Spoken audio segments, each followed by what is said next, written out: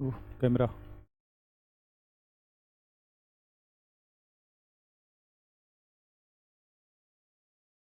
नमस्कार दोस्तों, vibrant e learning platform पर आपका स्वागत है।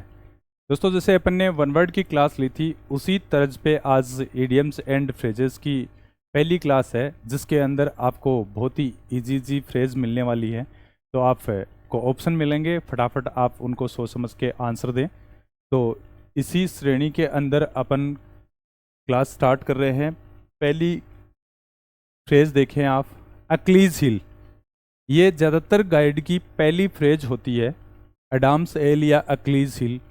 अक्लीज हिल का मीनिंग क्या होगा? A strongest point, a fatal weakness, a big hill और ए फोक डांस होना चाहिए यहाँ पर। तो ए फोक डांस, तो इसमें आंसर क्या होगा?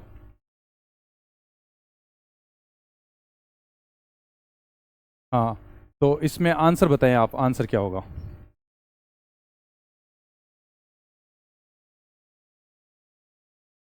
अक्लीज हिल आपकी एक हिस्ट्री बेसिस फ्रेज है। इसका मतलब क्या होगा ये बताएं आप। यानी एक कोई युद्ध के अंदर अकेला बंदा था और सारी टीम, एक दूसरी टीम उसके अपोजिशन वाली दूसरी साइड में। अब वो एक बंदा सबको क्या कर रहा है, मार रहा है, लेकिन उस बंदे के कोई फर्क नहीं पड़ रहा। जब वो जाके अपने गुरु से पूछते हैं कि वो एक बंदा ही हम पर सब पर भारी पड़ रहा है, तो उनके गुरुजी ये बात बताते हैं कि आपने उसके तीर कहाँ मारे हैं। तो आप बोलते हैं कि हर जगह मार के देख लिए लेकिन कोई फर्क नहीं पड़ रहा। लेकिन गुरुजी बताते हैं कि उसकी एडी है, उसके अंदर पूरे शरीर की जान है, बाकी तो ऊपर पत्थर का बना हुआ है। जैसे ही अक्लीज के एडी में आपने तीर मारा और वो खत्म हो जाते हैं, इसका मतलब क्या हो जाएगा यहाँ पर? फेटल वीकनेस, बहुत ही जबरदस्त हार या वीक पॉइंट आप बोल सकते हैं। क्लियर है दोस्तों? तो नेक्स्ट क्वेश्चन देख लें फिर। A wolf in sheep's clothing, a hypocrite, an honest man, sincere, an honest and sincere man.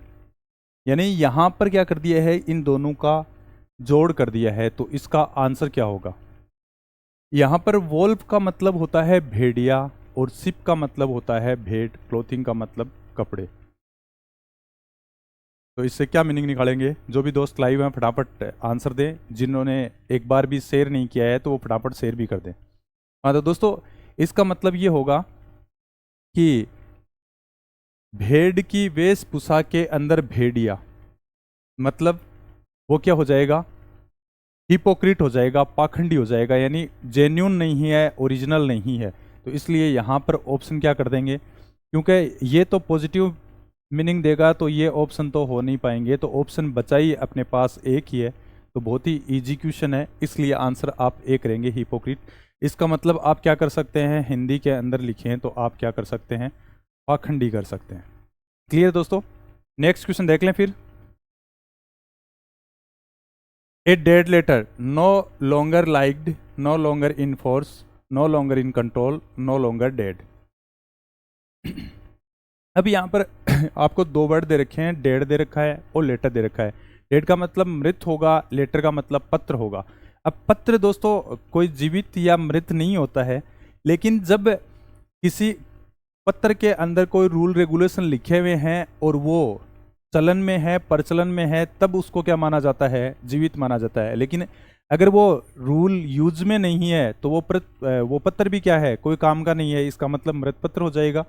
तो इसको बोलेंगे आप नो लॉन्गर एनफोर्स, जो ज़्यादा दिन तक नहीं चले, नहीं टिके, वो क्या हो जाएगा? डेड लेटर हो जाएगा। क्लियर है? In a jiffy, very soon, later, a little, after a long time. हाँ, इसका मतलब क्या होगा इन ए जिफी? जो भी दोस्त लाइव जुड़े हैं फटाफट आंसर दें आप। तो इन ए जिफी का आप हिंदी अगर मीनिंग करते हैं तो इसका मीनिंग होगा एक ही झटके में। तो एक ही झटके में इसका मतलब क्या हो जाएगा? वेरी सून हो जाएगा। लेटर का मतलब टाइम में होता है, बाद में। लिटिल का मतलब थोड़ा, और आफ्टर ए लॉन्ग टाइम का मतलब बहुत समय बाद। इसलिए आंसर आप ए करेंगे। आज आपकी सबसे इजी वाली फ्रेज यहाँ पर है, यानी बच्चों की सी फ्रेज है। तो आप बहुत ही, हर कंपटीशन का स्टूडेंट यहाँ पर ये आंसर दे सकता है, इसलिए ली हुई है। A fish out of water face to face with death in want of a house determined to live in a strange situation. तो इसमें क्या आंसर होगा? आप फिश भी जानते हैं, आउट भी जानते हैं, वाटर भी जानते हैं, तो इसका मीनिंग क्या होगा? फिश आउट ऑफ वाटर का मतलब ये होगा मछली, आप अगर मछली पानी के अंदर रहती है तो वो कंफर्टेबल स्टेट के अंदर रहती है, लेकिन अगर उसको पानी से बाहर निकाल दिया जाए तो वो अनकंफर्टेबल सिचुएशन में होगी या फिर स्ट्रेंज सिचुएशन में होगी, यानी वो अजीब सा फील करेगी क्योंकि उसके अकॉर्डिंग वो इन्वायरमेंट नहीं है, क्योंकि वो पानी के अंदर ही कंफर्टेबल है, इसलिए यहाँ पर इन ए स्ट्रेंज सिचुएशन कर सकते हैं। क्लियर है? तो नेक्स्ट क्वेश्चन देख ले फिर।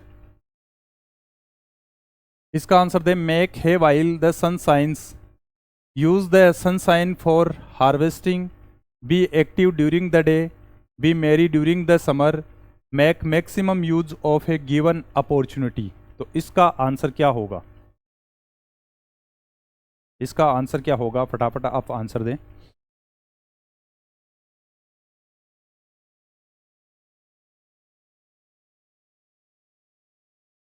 मैक का मतलब बनाना, हे का मतलब होता है घास का तिनका, और वाहिल मतलब के दौरान, और सनशाइन का मतलब होता है सूर्य की चमक।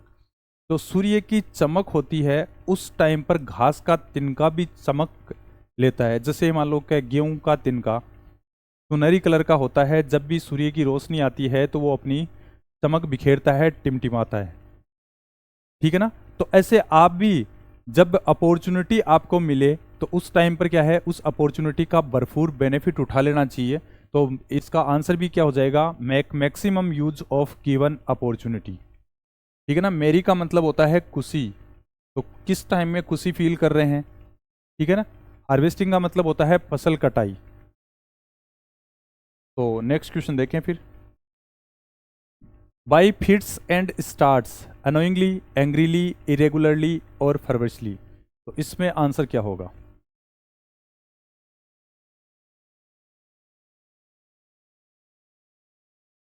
बाई फिट्स एंड स्टार्ट्स का मीनिंग, जैसे फिट का मतलब आप जानते हैं, जनरल जो फिट आप बोलते हैं वही फिट है। स्टार्ट का मतलब शुरू करना। जब आदमी अगर स्वस्थ है, फिट है, तब तो वो कोई काम शुरू कर लेता है, नहीं रुक जाता है। तो इसका मतलब क्या हो जाएगा? इरेगुलरली हो जाएगा। ओकेजनली कर सकते हैं, इंटरमीडिएटली कर सकते हैं, या कभी कभार कर सकते हैं, यानी निरंतर नहीं हो, लगातार नहीं हो। ठीक है ना? फर्वसली का मतलब आप जोश से कर सकते हैं, ये नाराजगी आप दिखा सकते हैं, नाराज होना, गुस्से में होना। नेक्स्ट क्वेश्चन देखो। चिक बाय जोल, very close together, arguing, टीजिंग one another, avoiding one another. तो इसमें क्या आंसर आएगा? यानी दो वर्ड दे रखे हैं, तो चिक का मतलब गाल होता है और जोल का मतलब ये जबड़ा होगा। तो गाल और जबड़े दोनों एक दूसरे के नज़दीक ही रहते हैं, आपस में जुड़े रहते हैं। तो यहाँ पर इसका मीनिंग भी क्या होगा? वेरी क्लोज टुगेदर हो जाएगा, एक दूसरे के बहुत ही समीप होना। आर्ग्यू का मतलब आर्ग्यूमेंट करना, और टीजिंग वन अनदर, टीज का मतलब होता है छेड़खानी करना, एक दूसरे के साथ छेड़खानी करना। अवॉइडिंग वन अनदर, एक दूसरे को अवॉइड करके चलना, नकार के चलना। तो इसमें आंसर क्या हो जाएगा? ऑप्शन ए हो जाएगा। क्लियर है दोस्तों? हाँ, इसमें आंसर दें। A dark horse, a wild animal, A black horse, an unknown entry, A front runner. तो इसमें आंसर क्या होगा? बहुत ही इजी और बहुत ही ज़्यादा यूज की जाने वाली फ्रेज है।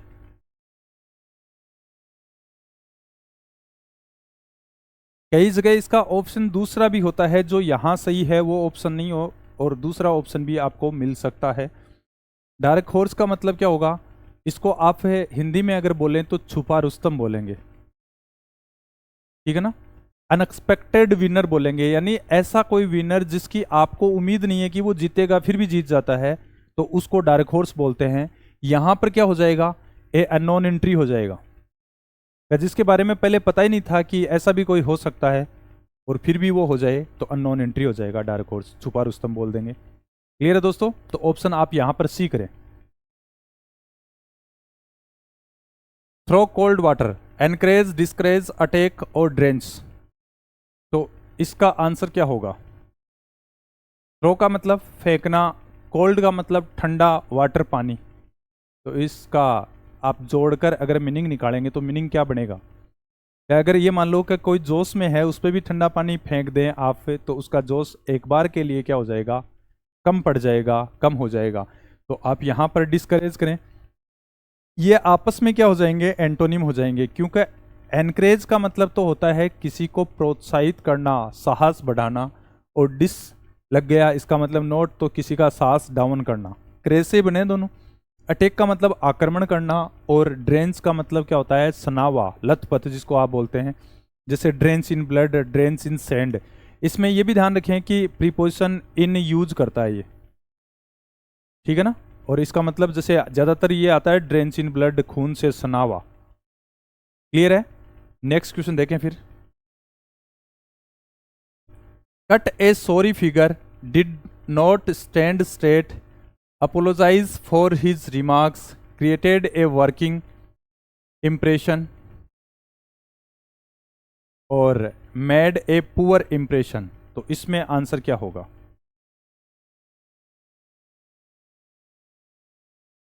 ये दो फ्रेज होती हैं, इसकी अगर एंटोनिम वाली फ्रेज करें आप, तो कट ए बोल्ड फिगर करें, कट ए बोल्ड फिगर। कटे बोल्ड फिगर इसकी उल्टी फ्रेज होगी। कटे सॉरी फिगर का मतलब होता है तनिक भी प्रभाव नहीं छोड़ना। कटे बोल्ड फिगर का मतलब बहुत अच्छा प्रभाव जमाना। तो यहां पर आंसर क्या हो जाएगा? मेड ए पुअर इंप्रेशन आप कर सकते हैं, बहुत ही खराब प्रभाव छोड़ना, ठीक है ना, अच्छा प्रभाव नहीं जमाना। और इसका मतलब क्या हो जाएगा? क्या गुड इंप्रेशन आप कर सकते हैं, बहुत ही अच्छा प्रभाव जमाना। नेक्स्ट देखो, to take to task, forgive him, slapped him, gave him extra work, reprimanded him. तो इसमें आंसर क्या आएगा? Take to task.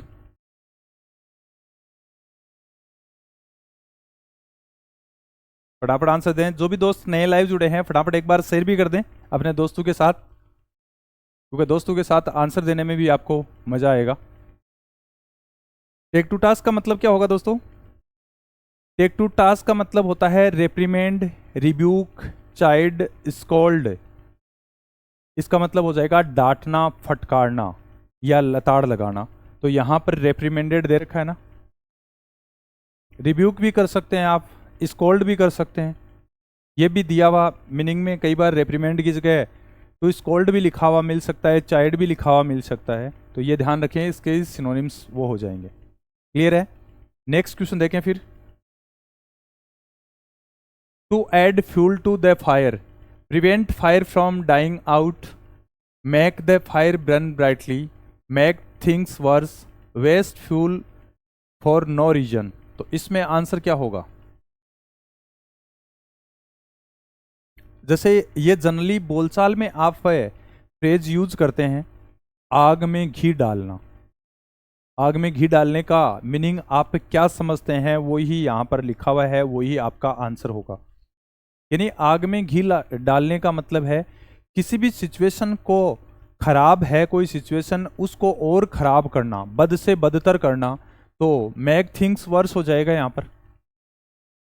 और एक इसमें ये ध्यान रखना, प्रिवेंट, जब भी प्रिवेंट अब्सटेन आते हैं तो उनके साथ फिक्स प्रीपोजिशन फ्रॉम आती है प्लस जीरंड आता है। प्रिवेंट फ्रॉम समथिंग आप कर सकते हैं, रिफ्रेन फ्रॉम समथिंग या अब्सटेन फ्रॉम समथिंग कर सकते हैं। ये एरर का क्वेश्चन भी है, एरर के अंदर भी ये फिक्स फ्रेमिंग आती है। क्लियर है दोस्तों? नेक्स्ट क्वेश्चन देखें फिर। To bring to light, to put on light, to reveal, to bring a light, to arrange light sufficiently. तो इसमें क्या आंसर होगा?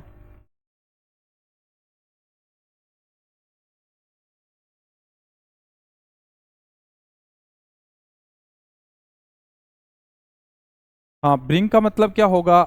लाना, और लाइट का मतलब क्या होगा? प्रकाश, ठीक है ना। तो किसी चीज को प्रकाश में लाना, प्रकाश में लाने का मतलब ये होगा कि किसी चीज का खुलासा करना। तो आप टू रिवील द सीक्रेट कर सकते हैं, एक्सपोज कर सकते हैं, ठीक है। तो यहां पर टू रिवील दे ही रखा है, किसी चीज का खुलासा करना। ठीक है, नेक्स्ट क्वेश्चन देखें फिर।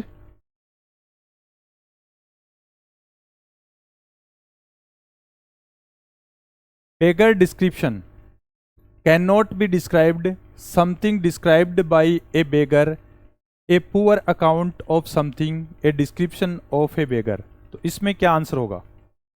पीछे क्वेश्चन रह तो नहीं गया? हाँ, ये क्वेश्चन पहले ये रह गया, पहले ये देख लो। Caught red handed, caught by mistake, caught with a red handkerchief, found bounded, discovered in the act of doing. तो इसमें क्या आंसर होगा? यानी कैच रेड हैंडेड बोल दें या कोट रेड हैंडेड बोल दें, ये तो टेंस के हिसाब से चेंज भी हो सकता है। तो इसका बेसिक मीनिंग क्या होगा? कैच या कोट का मतलब होता है पकड़े जाना, और रेड हैंडेड का मतलब होता है, रेड का मतलब लाल, हैंडेड का मतलब हाथ, तो रंगे हाथ पकड़े जाना।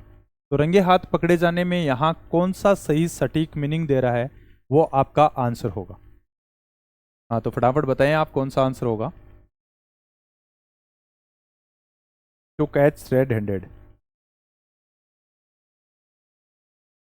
इसका मीनिंग हो जाएगा यहाँ discovered in the act of doing, यानी कोई काम करते वक्त। ये वैसे तो देखा जाए तो दोस्तों ये स्ट्रीबेसिस फ्रेज है। पुराने टाइम में अगर कोई किसी का मर्डर करता तो वो तलवार चाकू छुरे से कोई मर्डर करता। अब तलवार चाकू छुरा किसी में घोंपा जाता है तो ब्लड तो उस पर लगेगा, और हो सकता है आपके कपड़ों पर लग जाए, हाथों पे लग जाए।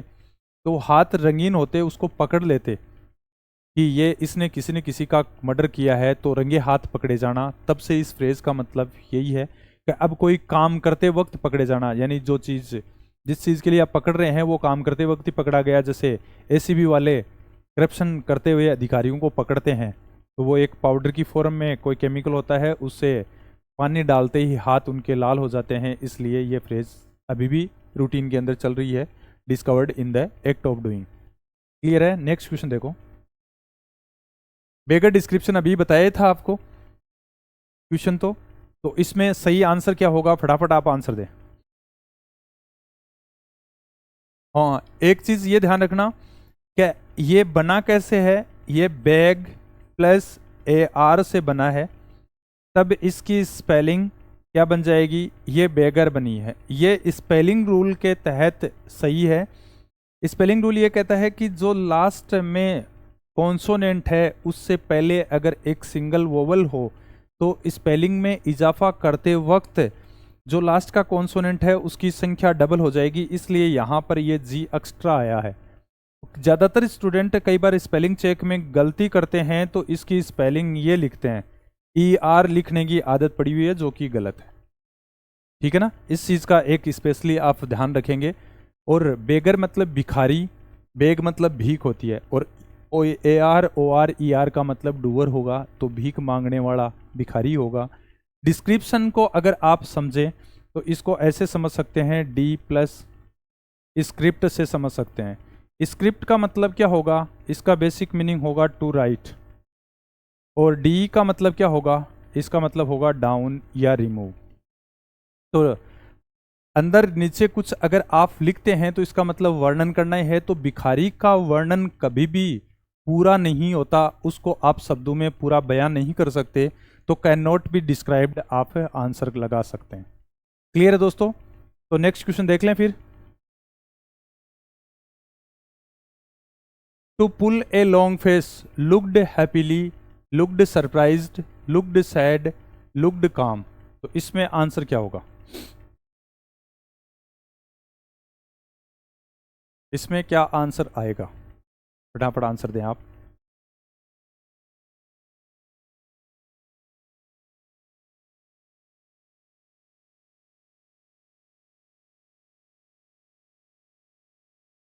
पुल ए लॉन्ग फेस का मतलब क्या होगा?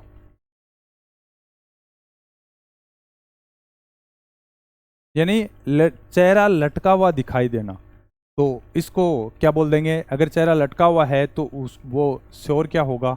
दुखी होगा। तो लुक्ड सैड आप कर सकते हैं। क्लियर दोस्तों? तो नेक्स्ट क्वेश्चन देखें फिर। Wild goose chase, an admirable enterprise, an honest effort, a foolish unprofitable adventure, a powerful effort. तो इसमें क्या आंसर होगा? यानी तीन वर्ड दे रखे हैं, वाइल्ड दे रखा है, गूज दे रखा है और चेज दे रखा है। तो वाइल्ड का मतलब जंगली होगा, गूज का मतलब हंस होगा, चेज का मतलब पीछा करना। इसमें अगर आप गूज को लेकर और क्वेश्चन की अगर पॉसिबिलिटी बनती है तो इसका प्लूरल पूछा जा सकता है, वो क्या हो सकता है, गीज होगा। और इसका अगर आपको जेंडर पूछा जाए तो ये क्या है, ये है फीमेल, ये क्या होगा, फीमेल। इसका अगर मेल करना है तो मेल क्या होगा, वो होगा गेंडर, वो क्या होगा, गेंडर होगा। यानी ये नर हंस है, ये मादा हंस है। और इस मादा हंस का पीछा करना मतलब इसकी स्पीड बहुत ज़्यादा तेज होती है, इसलिए इसका पीछा करना बेकार है। तो आप futile effort, irrelevant effort, fruitless search या फिर अनप्रॉफिटेबल एडवेंचर कर सकते हैं। तो आंसर क्या हो जाएगा, ए फुलिश और अनप्रॉफिटेबल एडवेंचर कर देंगे आंसर। क्लियर है दोस्तों? नेक्स्ट क्वेश्चन देख लें फिर। Smell a rat, detect bad smell, suspect a trick और deceit, misunderstand, see hidden meaning. तो इसमें क्या आंसर आएगा, इसमें क्या आंसर होगा, आंसर बताएं फटाफट।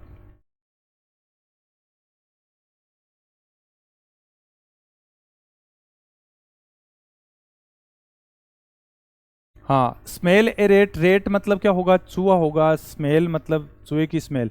अब जैसे अगर जिस रूम में चूहे रहते हैं तो वहाँ पर उसकी अजीब सी स्मेल आती है, तो वो स्मेल के बारे में अगर बात करें, जैसे चावल रखे हैं तो चावल में भी चूहे जैसी स्मेल होती है, तो आपको किसी चीज़ पर शक हो जाता है, उसको बोलते हैं स्मेल ए रेट। अगर टू स्मेल समथिंग इज फीसी फीसी अगर आप करते तो इसका मतलब किसी गलत चीज़ का एहसास होना, और यहाँ पर हो जाएगा शक होना। तो सस्पेक्ट ए ट्रिक और डिसीट कर सकते हैं कि अगर आपके साथ जो धोखा होने वाला है उसकी भनक आपको पहले ही लग गई। एक बार बोलते हैं ना कि तेरे में तो ऐसी इस बदतमीजी की बू पहले ही आ रही थी, तो उसको स्मेल ए रेट बोलते हैं फ्रेज के अंदर। क्लियर है दोस्तों? नेक्स्ट क्वेश्चन देखो, blow one's trumpet, to praise another, praise a leader, to praise oneself, to praise a community. तो इसमें क्या आंसर होगा, इसमें क्या आंसर होगा, फटाफट आंसर दें आप।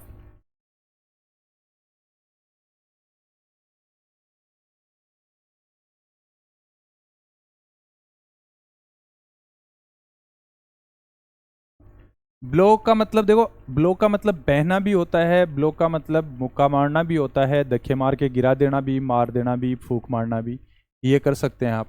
और ट्रुम्फ का मतलब, ट्रुम्पेट किसको बोलते हैं आप, शिखर बिंदु को बोलते हैं। तो अपने आप अगर आप खुद की प्रशंसा करते हैं तो कम क्यों करेंगे, ज़्यादा ही करेंगे कि मैं बहुत ही अच्छा आदमी हूँ। तो प्रेज वन सेल्फ हो जाएगा क्या। इसको आप मुहावरे के अंदर पढ़ते हैं तो बोलते हैं ना, अपने मुँह है मियाँ मिट्ठू बनना, वो ही फ्रेज ये है, ब्लो वंस ट्रूम्पेट। क्लियर है दोस्तों? तो बहुत बहुत धन्यवाद दोस्तों लगातार बने रहने के लिए। और अब नेक्स्ट क्लास के अंदर भी अपन फ्रेज ही लेंगे। आज आपकी शुरुआत की क्लास थी तो फ्रेज में शुरुआत की थी, क्लास तो शुरुआत की नहीं है, तीसरी क्लास है। तो एक बार शुरू में वो इजी फ्रेज हैं वो अपन ने ली है। सेकंड क्लास में भी उम्मीद है कि इजी ही फ्रेज लेंगे, ताकि आपको हर एक स्टूडेंट को पढ़ने में एक बार दिक्कत ना आए। उसके बाद जैसे एग्ज़ाम में आ रही है वैसी फ्रेज लेंगे। ये जो फ्रेज है वो हर एक फ्रेज पूछी हुई है एग्ज़ाम के अंदर, चाहे वो एग्ज़ाम कोई सी भी हो, हर हर पूछी हुई फ्रेज ही यहाँ बोर्ड पे डिस्कस हुई है। तो लेकिन इजी फ्रेज हैं क्योंकि आज की डेट में थोड़ी सी ठीक पूछी जाती है इनसे। तो बहुत बहुत धन्यवाद दोस्तों लगातार बने रहने के लिए। जो भी चैनल पे नए हैं, सब्सक्राइब नहीं किया है तो फटाफट सब्सक्राइब भी कर दें। धन्यवाद दोस्तों।